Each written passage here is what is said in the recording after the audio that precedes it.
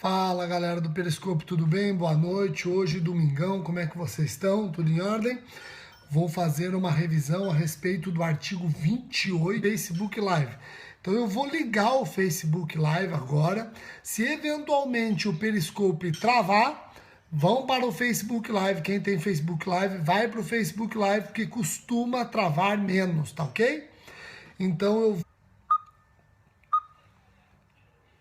Pronto, agora eu estou ao vivo para os dois canais, galera do Facebook Live, galera do Periscope e também o pessoal do YouTube. Na verdade, todos os vídeos vão para o YouTube. Então a galera do YouTube, curtam esse vídeo, compartilhem, indiquem para os seus colegas o meu canal do YouTube com os vários vídeos, etc. Eu estou ao vivo aqui para vocês do Facebook, estou ao vivo aqui com vocês do Periscope, muita gente já se comunicando comigo, muita gente, olha só, o pessoal perguntando se eu vou estar em Belém do Pará dia 17 de dezembro, sim, vou estar dia 17 de dezembro em Belém do Pará, fazendo a revisão de véspera com a galera que vai prestar concurso para delegado de polícia do estado do Pará.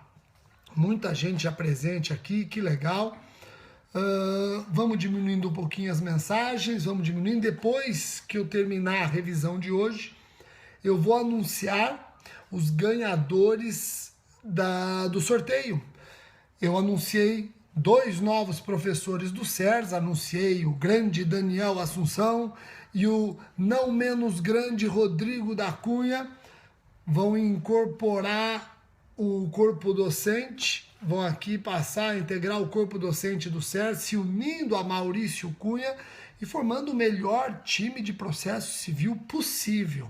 Eu até estou brincando que nós transformamos o processo civil do SERS no Barcelona. Suárez, Messi e Neymar. E aqui eu não vou arriscar dizer quem é o Suárez, quem é o Messi e quem é o Neymar. Estou muito feliz. Adorei a aquisição. Daniel, seja muito bem-vindo. Rodrigo, seja muito bem-vindo. Maurício tá com a gente. Belo time. Bom, como eu já anunciei nas redes, aqueles que adivinhassem os professores que passam a incorporar o corpo docente do SERS, eu ia sortear livro. E sorteei. Já sorteei um livro do Rodrigo e do Maurício e um livro do Daniel Assunção. Já tem os ganhadores.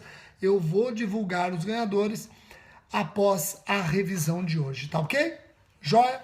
Então vamos diminuindo as mensagens, por favor, vamos diminuindo as mensagens. E eu quero trabalhar com vocês o artigo 28 do Código de Processo Penal. Artigo 28 do Código de Processo Penal. Processo penal na veia. Eu lembro que quando eu comecei a dar aula de processo penal, é uma matéria que eu gosto horrores, e eu vou trabalhar processo penal, artigo 28. Artigo 28. Então vamos diminuindo, por favor, as mensagens, e eu vou ler com vocês o artigo 28 do Código de Processo Penal. Então preste atenção, diminuam as mensagens, por favor, diminuam. Olha só. O artigo 28 do Código de Processo Penal anuncia: se o órgão do MP, ao invés de denúncia, requerer o arquivamento do inquérito policial ou de quaisquer peças de informação, o juiz, no caso de considerar improcedentes as razões invocadas, fará remessa do inquérito ou peças de informações ao procurador-geral e este oferecerá a denúncia, designará outro membro do MP para oferecê-la ou insistirá no pedido de arquivamento ao qual só então estará o juiz obrigado a atender. Então, pessoal, aqui, apesar de ser o momento de dar dicas, eu vou tentar chamar a atenção de vocês para alguns pontos que poucos exploram. Olha só. Lendo o artigo 28, tem aqui um argumento utilizado pelo Ministério Público para defender o seu poder investigatório. Aqueles que diziam que o Ministério Público não podia investigar ignoravam o artigo 28. Porque o artigo 28 não está dizendo que o Ministério Público vai requerer o arquivamento do inquérito policial apenas. diz que o Ministério Público pode requerer o arquivamento do inquérito policial, e aí a investigação é da Polícia Civil, ou de quaisquer peças de informação. Esse detalhe foi importantíssimo para o Ministério Público defender o seu poder investigatório. Vejam, se o Ministério Público não tivesse o poder investigatório, talvez o Ministério Público fosse requerer somente arquivamentos de inquérito policial. Como o Ministério Público tem o poder investigatório, ele vai requerer o arquivamento de inquérito policial se a investigação foi da polícia, ou vai requerer o arquivamento das suas peças de informações quando se tratar de procedimento investigatório da própria instituição. Tá ok? Então, quem for prestar concurso para o MP, fica esperto. O artigo 28 traz uma redação muito favorável ao poder investigatório do Ministério Público. Tá ok? Joia? Acreditem no que eu estou falando. Eu gosto de estudar e eu espero passar exatamente esse cacuete para vocês. Eu gosto de estudar para conseguir extrair dos artigos muito mais do que os meus concorrentes extraem. Qual concorrente seu ia extrair do artigo 28 essa expressão que fundamenta o poder investigatório do MP? Tá ok? Jóia? Então vamos prosseguir. Arquivamento do inquérito policial. Vamos falar dele. O Ministério Público requer o arquivamento do inquérito policial em crime que se processa mediante ação penal pública, seja ela pública condicionada, seja ela pública incondicionada. E são várias as razões que podem levar o Ministério Público a requerer o arquivamento. Várias as razões. Não existir crime, não existir prova da autoria, não existir materialidade, fato atípico, fato típico, mas não ilícito, fato típico, ilícito, mas eventualmente não culpável, etc. Então são vários os motivos que podem fundamentar o pedido de arquivamento do inquérito policial. E esse pedido de arquivamento deve ser dirigido, obviamente, ao juiz para o qual o inquérito policial já está distribuído. E agora a coisa pega. Por quê? Olha que interessante. Vamos imaginar que o juiz concorde com o Ministério Público. Esse juiz vai fazer o quê? Esse juiz vai homologar o pedido de arquivamento. E essa homologação do magistrado, em regra, não faz coisa julgada material, apenas formal, em regra. Em outro vídeo nós vamos ver quando que o arquivamento passa a ser acobertado também pela coisa julgada material. Mas, em regra, o pedido de arquivamento do Ministério Público homologado pelo magistrado só faz coisa julgada formal, não faz coisa julgada material, em regra, em regra. No outro vídeo eu vou aprofundar quando é que o arquivamento solicitado pelo Ministério Público sofre os efeitos da coisa julgada material também. Tá ok? Agora, do mesmo jeito que o juiz pode concordar com o Ministério Público e homologar o arquivamento, pode o juiz discordar do pedido de arquivamento do Ministério Público. E nesse caso, o que ele faz? Ele devolve o inquérito para o Ministério Público, forçando o promotor de justiça a oferecer a denúncia? Claro que não. O juiz não pode fazer isso. Não pode. Se o promotor pediu o arquivamento, o juiz não pode devolver o inquérito policial para o promotor discordando desse requerimento. Não pode. Não pode obrigar o promotor de justiça a oferecer a denúncia.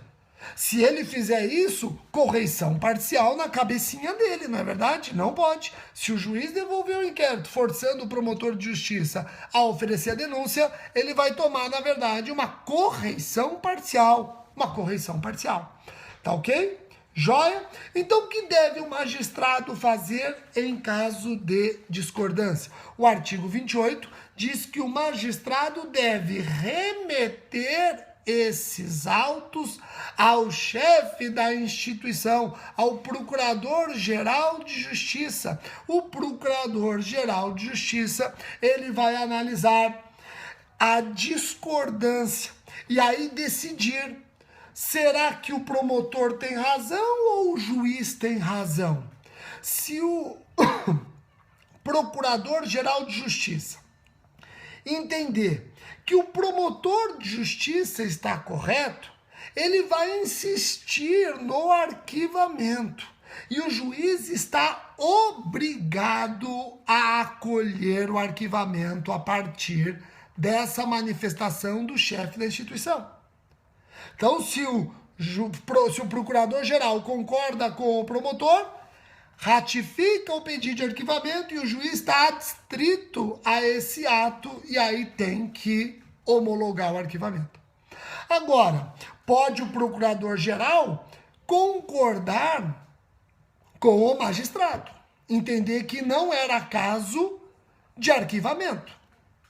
E se o procurador-geral concordar com o magistrado, ou seja, não era caso de arquivamento, aí surgem algumas situações. Primeira situação: ele, procurador-geral, concordando com o juiz que não era caso de arquivamento, pode desde logo oferecer a denúncia. Ele, procurador-geral, pode desde logo oferecer a denúncia. Ou então, ele, procurador-geral, designa um promotor para oferecer a denúncia como seu longa-manos. Um promotor diverso daquele que já, obviamente, requereu o arquivamento. Ele tem que respeitar a independência funcional e o convencimento do promotor que requereu o arquivamento. Ele tem que ou oferecer a denúncia, ele, procurador-geral, ou oferece a denúncia, ou designa um outro promotor, diverso daquele que requereu o arquivamento, para atuar como seu longa-manos. E esse promotor vai oferecer a denúncia representando o procurador-geral, longa-manos do procurador-geral. Aqui detalhe, pessoal, olha só. Esse promotor designado pelo procurador-geral,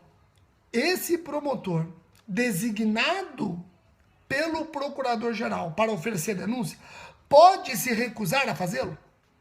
Pergunta. Eu falei para vocês que se o procurador-geral concordar com o juiz, ou o procurador-geral oferece a denúncia, ou o procurador-geral vai designar um promotor diverso daquele que requereu o arquivamento para fazê-lo atuando como seu longa-manos. Não foi o que eu falei?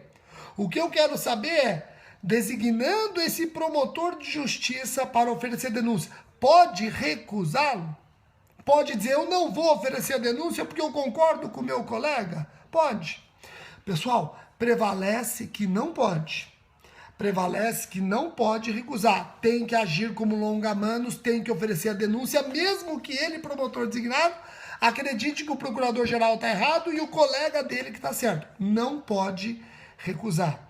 Porém, detalhe, pessoal, temos corrente doutrinária, e eu vou ler para vocês o que essa corrente doutrinária diz. Tem uma corrente doutrinária minoritária dizendo o seguinte: não está esse promotor obrigado a ofertar a denúncia. Essa corrente minoritária diz que a obrigatoriedade vai de encontro à independência funcional que é inerente à atuação de qualquer promotor de justiça. Não faz sentido obrigar um promotor de justiça que não está convencido da denúncia a oferecê-la. Então temos uma corrente minoritária dizendo que se o promotor designado não está convencido, ele pode oficiar o procurador-geral dizendo: eu não vou atuar como seu longa-manos porque eu não concordo com você. Se você quiser, procurador-geral, ofereça você a denúncia. Eu discordo. Vocês conheciam essa minoria? Pessoal, isso é o diferencial. Prevalece, repito, que esse promotor não pode se recusar. Até porque ele não está agindo em seu nome, está agindo em nome do procurador-geral, é o seu longa-manos, prevalece. Mas mas tem uma minoria que diz que esse promotor designado pode se recusar, sim, quando não está convencido da denúncia, mesmo agindo como longa-manos, porque deve prevalecer a sua independência funcional. Tá ok? É minoria, mas faz muito bem você saber que existe essa minoria. Tá ok? Tem alguém aqui perguntando, Rogério, você tá rouco? Eu sou rouco. Eu sou rouco. Infelizmente, eu sou rouco. Já fiz fono, mas a fono é só uma fono, não faz milagre, não é? Diminua um pouquinho as mensagens, que agora eu quero fazer uma observação importante. Lendo o artigo 28, quando o juiz aplica esse dispositivo, quando o juiz discorda do requerimento do Ministério Público, o artigo 28 diz que o juiz pode, o juiz não, o procurador-geral pode, ó, preste atenção, diminui as mensagens. Promotor pediu arquivamento, o juiz discorda e manda para o procurador-geral. O artigo 28 diz que o procurador-geral pode oferecer a denúncia ou designar outro promotor, caso concorde com o juiz. Ou então insistir no arquivamento caso concorde com o promotor. Não foi o que eu falei?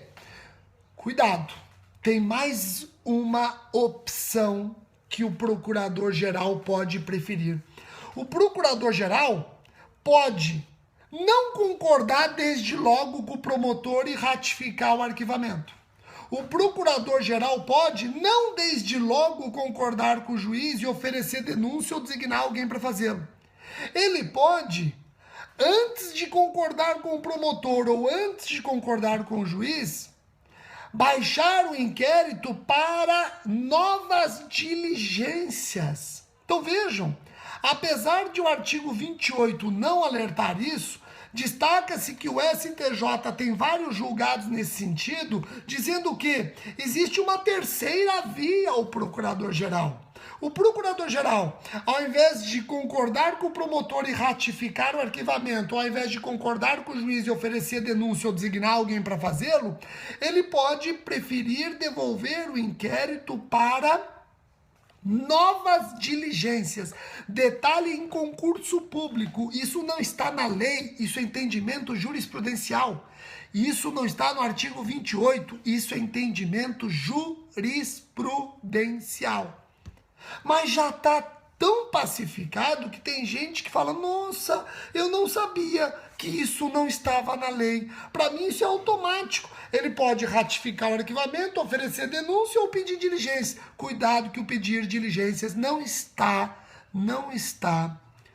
no artigo 28. Está na jurisprudência, tem vários julgados do STJ nesse sentido. Para quem vai prestar concurso para o MPF, fica esperto porque a Lei Complementar 75, em seu artigo 62, inciso 4, diz que essa função de analisar a discordância do pedido de arquivamento deve ser feita pela Câmara de Coordenação e Revisão, salvo quando se trata de competência originária do Procurador-Geral da República. Então, cuidado que no MPF, quem faz as vezes do Procurador-Geral de Justiça dos MPS é a Câmara de Coordenação e Revisão. Tá ok? Joia? Pessoal, quase encerrando. Cuidado quando se trata de crimes contra a economia. Cuidado quando se trata de crimes contra a economia popular. Por quê, Rogério? Porque no caso de crimes contra a economia popular, nós sabemos que o pedido de arquivamento do promotor de justiça, uma vez homologado pelo magistrado, está sujeito a recurso de ofício para o tribunal. Tá ok? Lei 1521 de 51, artigo 7º. Artigo 7º. Então, cuidado com isso. Tá ok? Cuidado com esse detalhe. Eu quero, aproveitando que aqui se trata de dicas, eu quero terminar o vídeo falando de alguns conceitos para vocês. Então preste atenção nos conceitos. Arquivamento direto. Arquivamento direto é fácil. É a denominação conferida pela doutrina ao pedido de arquivamento formulado diretamente pelo membro do MP, titular da ação penal. Então eu vou repetir. arquivamento direto é a denominação conferida pela doutrina ao pedido de arquivamento formulado diretamente pelo membro do MP titular da ação penal. Se eu tenho um arquivamento direto, é porque eu tenho um arquivamento indireto. Se eu tenho arquivamento direto, é porque eu também tenho arquivamento indireto. E no que consiste o arquivamento indireto? É a manifestação do promotor de justiça no sentido de que aquele juízo é incompetente para conhecer da matéria. Então, eu, promotor, digo que esse crime, na verdade, não é da Justiça Estadual e sim da Justiça Federal. Ou vice-versa, o Procurador da República diz que o crime é da Justiça Estadual e não da Justiça Federal. É o arquivamento indireto. O juiz, concordando, vai mandar o inquérito para a autoridade judiciária competente. Se o juiz discordar, também tem que aplicar o artigo 28 no arquivamento indireto, hein? Se o juiz discordar, tem que aplicar o arquivamento indireto. Desculpa, tem que aplicar o artigo 28 no arquivamento indireto. Rogério, mas o promotor não oferece a denúncia nesse caso? Não. Se o promotor não tem atribuição, o juiz não tem competência, manda o inquérito. Na prática, quando se trata de justiça estadual, não raras vezes o promotor já deixa a denúncia oferecida para o outro apenas ratificar. Mas isso não é o que está na lei, tá ok? Então, arquivamento indireto é a denominação que se dá a manifestação do promotor de justiça no sentido de que aquele juízo é incompetente. E se o juízo discordar, ele vai ter que aplicar o artigo 28, tá ok? Rogério, e arquivamento implícito? Será que existe arquivamento implícito? Olha que interessante. A doutrina denomina de arquivamento implícito quando o promotor deixa de incluir na denúncia um indiciado pela autoridade policial. Então, a autoridade policial indiciou A, B e C. O promotor só denunciou A e B e não falou nada de C. O silêncio do promotor com relação a C seria um arquivamento implícito, tá ok? Agora, será que existe arquivamento implícito? Prevalece que não existe arquivamento implícito. O promotor tem que se manifestar sobre todos os indiciados. Como é que o juiz vai conseguir aplicar o 28? Como é que o juiz vai conseguir fiscalizar o princípio da obrigatoriedade? O promotor não pode se valer de arquivamento implícito. Se a autoridade policial indiciou A, B e C, o promotor denunciou A e B, na cota tem que dizer por que não denunciou C, para o juiz analisar o fundamento e ver se concorda, porque se o juiz discorda, ele vai aplicar o 28. Você não pode tirar do juiz o direito de conhecer o fundamento que te levou a não incluir C na denúncia. Então vamos esquecer arquivamento implícito. Você não pode confundir arquivamento indireto com arquivamento implícito. Arquivamento indireto, o promotor diz que o juiz não tem competência para aquele crime. Arquivamento implícito, o promotor não se manifesta a respeito de algum indiciado. Aliás, esse é o arquivamento implícito subjetivo.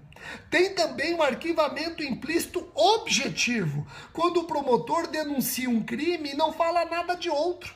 Tem também o arquivamento implícito objetivo, quando o promotor se manifesta sobre um crime e fica em silêncio sobre outro que faz parte do inquérito. Não pode. Nós não podemos admitir arquivamento implícito, nem subjetivo, relacionado a indiciado, nem objetivo, relacionado a crimes.